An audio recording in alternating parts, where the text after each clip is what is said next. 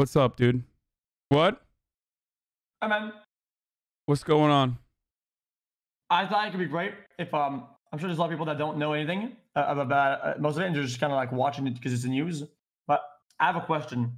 Go ahead. If you could explain to me calmly, why are people overall protesting? Okay.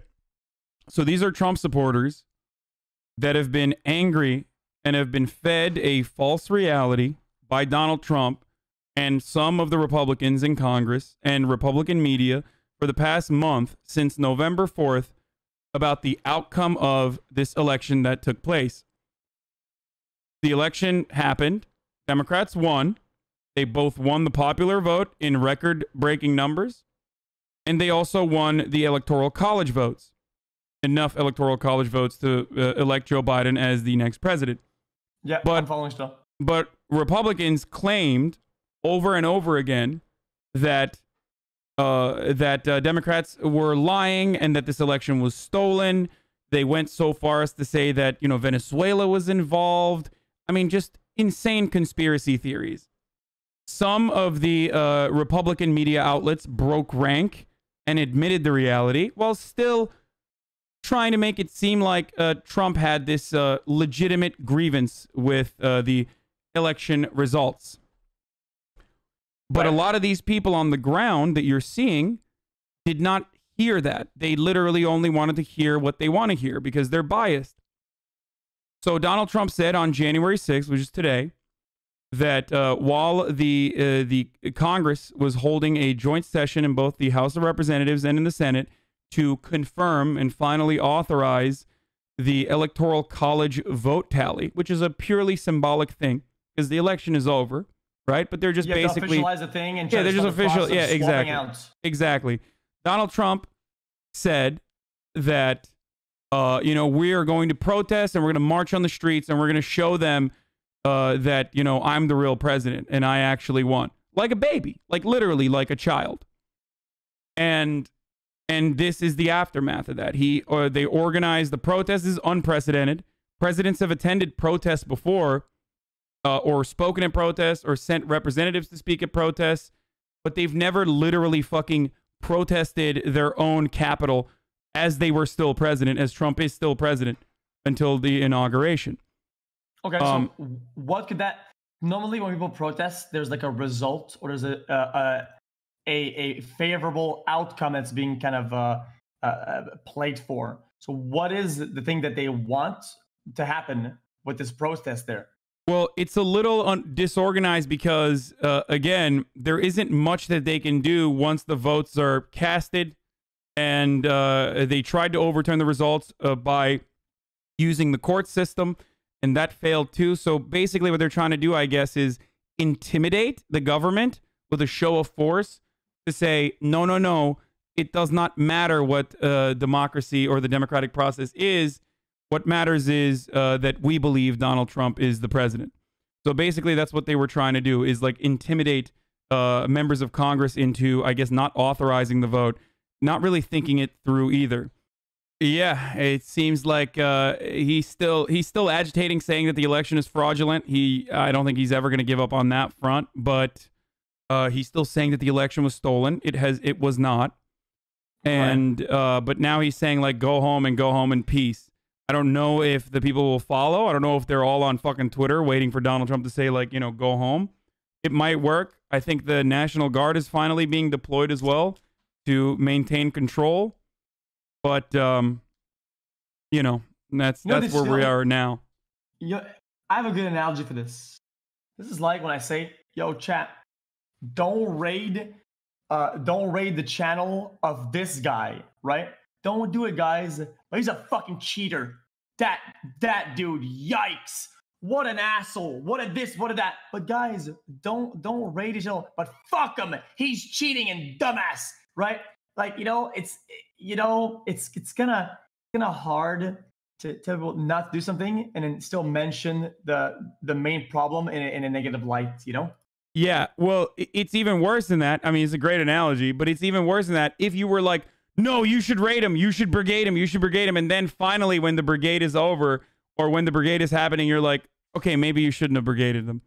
But the problem is still there. And then you mentioned that the problem is still there. But And yeah, the but solution he's is- still, yeah, but they're still cheating. Exactly. Yeah, okay, makes sense. That's exactly what is currently happening. How did it even get to the point where people got inside the building and went inside the actual chamber itself? They broke through. So there were 4 barriers that they placed. And if you remember the BLM protest that occurred throughout the...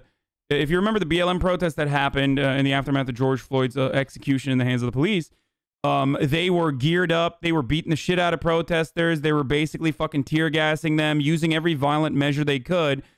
In this circumstance, however, they pretty much let them in. Like, they barricaded a little bit, but they had 4 separate barricades that they had placed, but it was very light in comparison to how they had originally dealt with the BLM protests.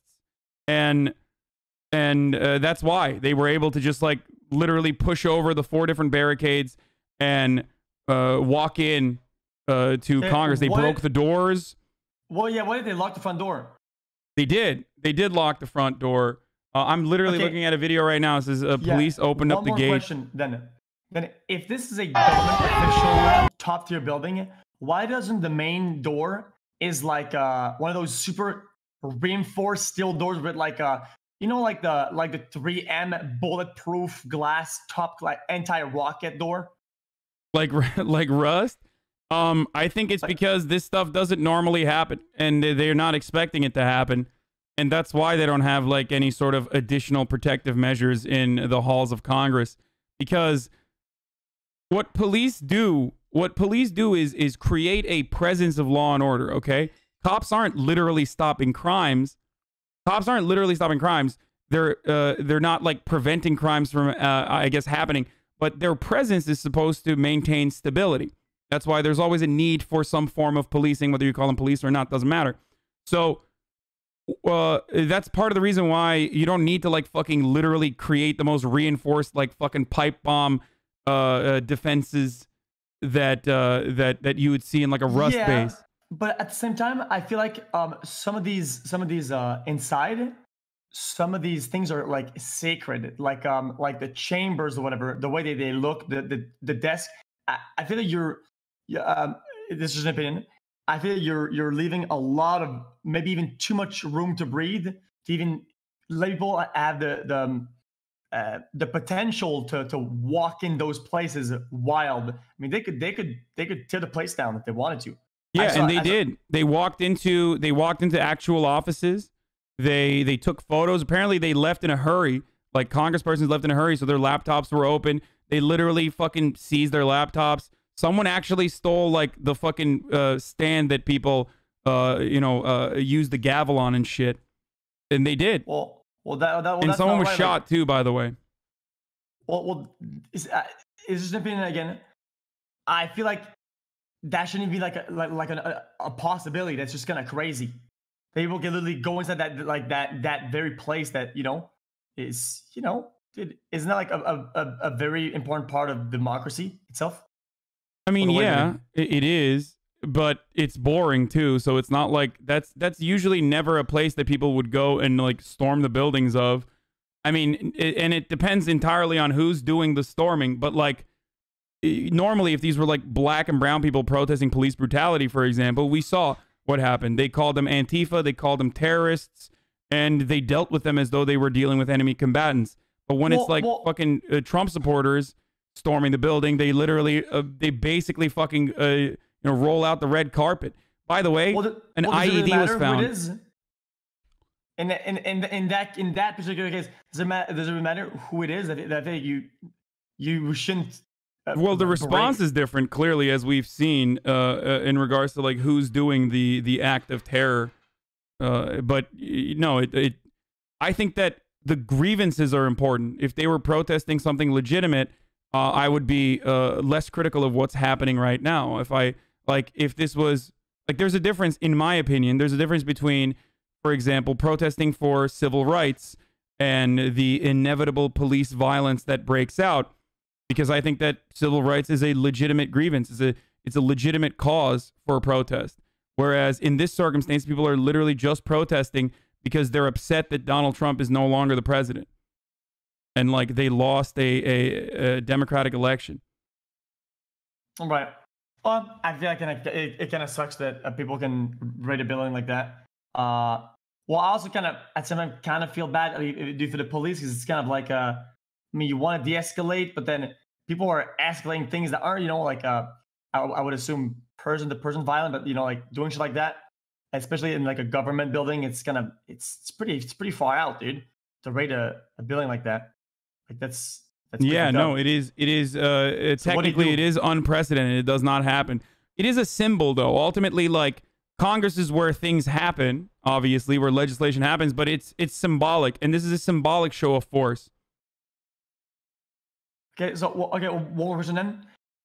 If people were already in, why didn't they like fuck? I hate to use game examples.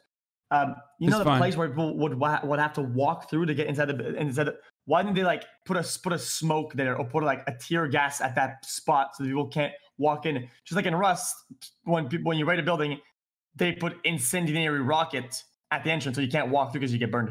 Yeah, they didn't barricade it appropriately, possibly because they didn't think that this was going to happen, or partially because they themselves do not feel that these people protesting are protesting in an unjust capacity. This is a good time to remind everybody that 84% of cops voted for Donald Trump. 84%, according to Police Magazine, against Hillary Clinton, voted for Donald Trump. And their favorability for Donald Trump only grew in the past 4 years. Cops love Donald Trump. They just do. They think that Donald Trump's agitations are just. They think that Donald Trump unshackling their restrictions, their limited restrictions, they don't really have a lot of restrictions anyway, was not necessarily a bad thing. So of course, these are people that are like, there's literally people taking photos with them. I showed this earlier on the stream. Well, are you looking on screen and see people in front? This guy has like a tier 4 armor. He's wearing an all-tin with glasses, full tactical gear, kitted out the wazoo. How are these guys the police? No, no. A lot of those are LARPers. They're doing live action role play. And I mean, I'll show you. Though. I'll show you the other thing. Like, there's people like waving Confederate flags inside of Congress right now. Like, that's a flag of a secessionist terrorist group. Okay, the Confederate flag is a flag that the South waved when they wanted to maintain their rights to own slaves, right? And they fought a battle and they lost. And these motherfuckers are still waving it inside of the current halls of Congress. That's a terrorist flag. It's no different than waving the Nazi flag. I'm sorry to offend people, but if your sensibilities are that fragile, get offended. That's no different than waving the Nazi flag.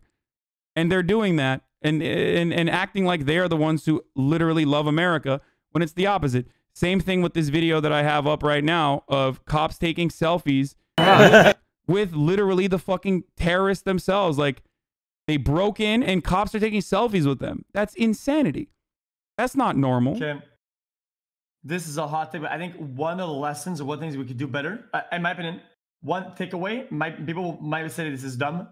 They should have on important government buildings like that are important to the, to democracy, to have the doors be anti-rocket.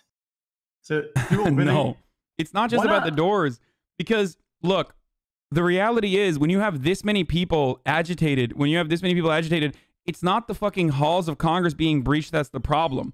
The real problem is the fact that we got to a point where hundreds of thousands of Americans legitimately flew from all around the country to like literally go and do a show of force against the government. The problem is so much larger than simply saying like, oh, if we make the Congress doors impenetrable.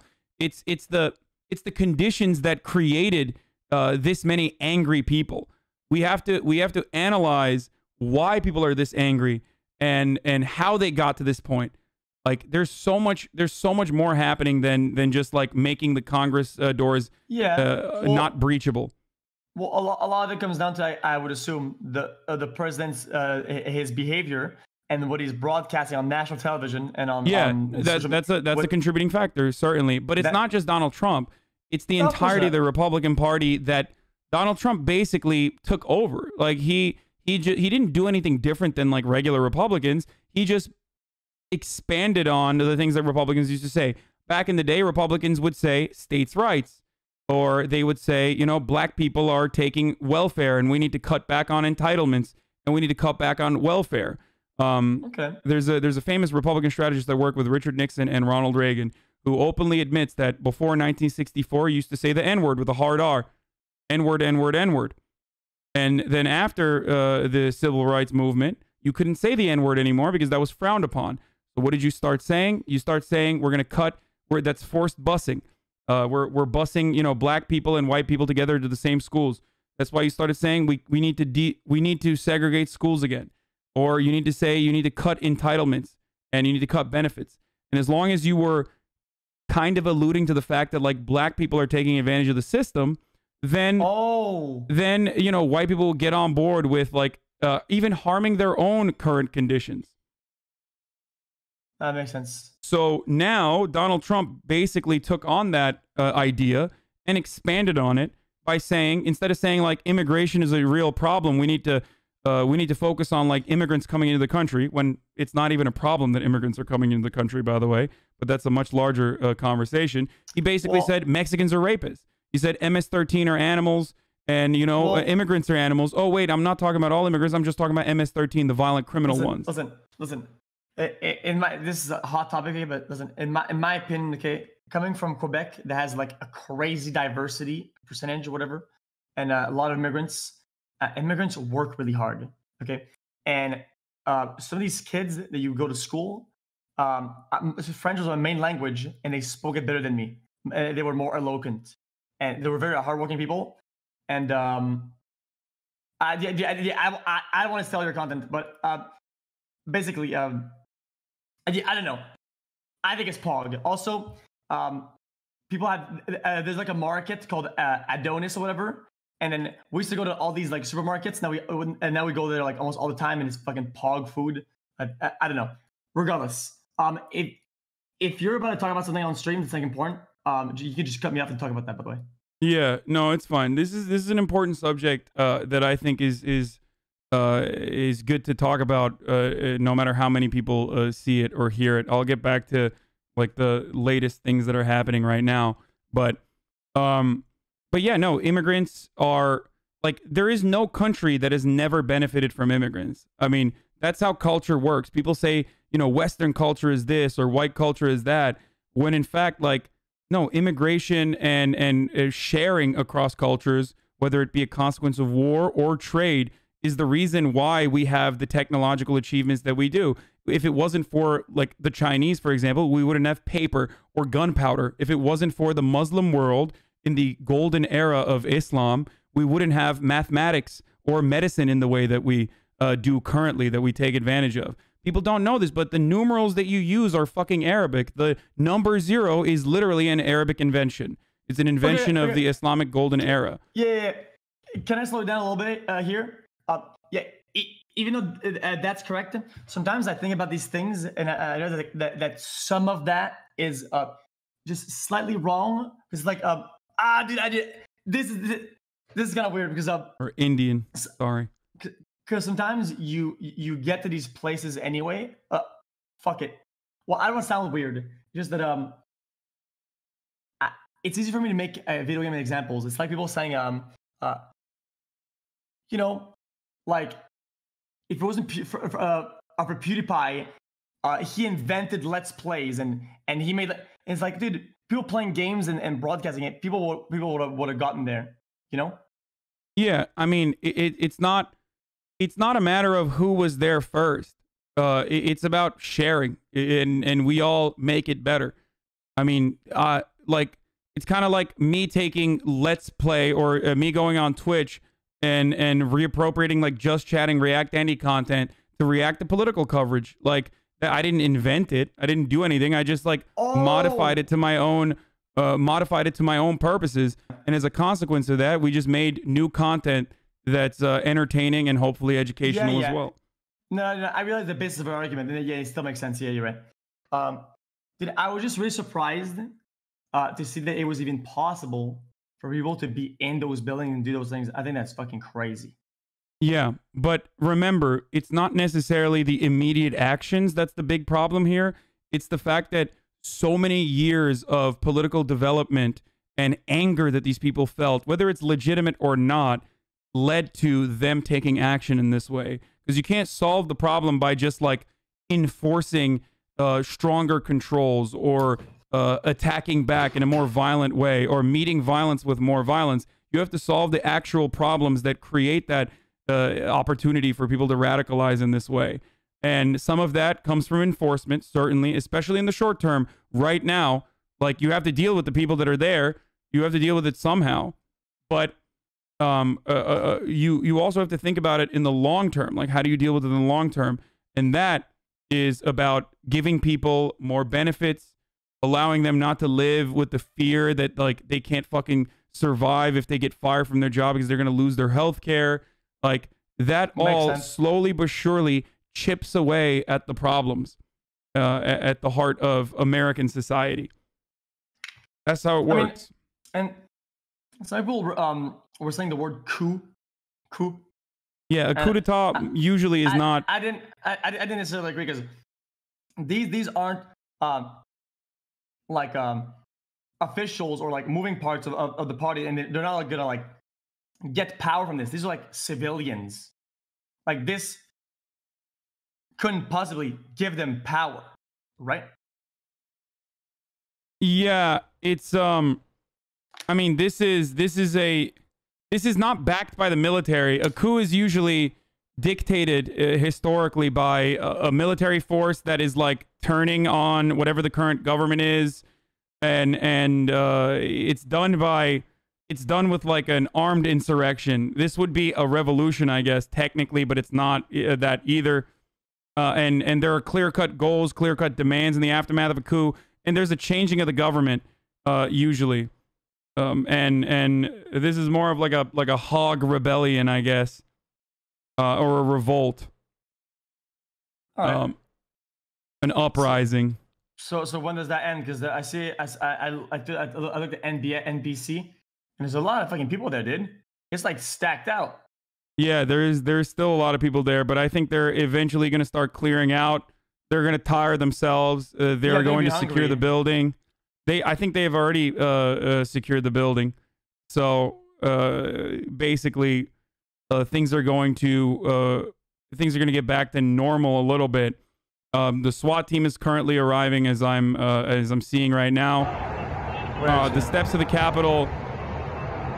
Yeah, the SWAT team is going to start arriving at the steps of the Capitol. They're going to start moving in. There's an FBI SWAT team currently in the Capitol complex. And they're going to come in with guns and do a show of force and scare people into submission.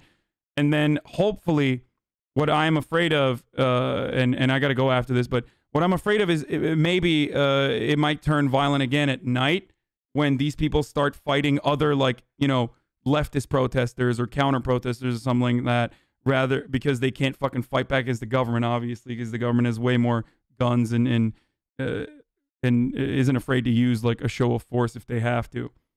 Yeah, I'm looking right now.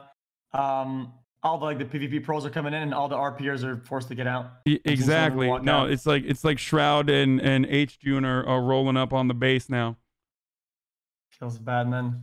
Oh, it feels good, man. All right. Do you have another question, no, or is it good? That was good. No, because I couldn't find it anywhere. I could see that what was going on, but not why. But that's good. You told me. Yeah, no problem. Man. All right, man. Feels good, dude. Have a good one, dude. Goodbye. Bye.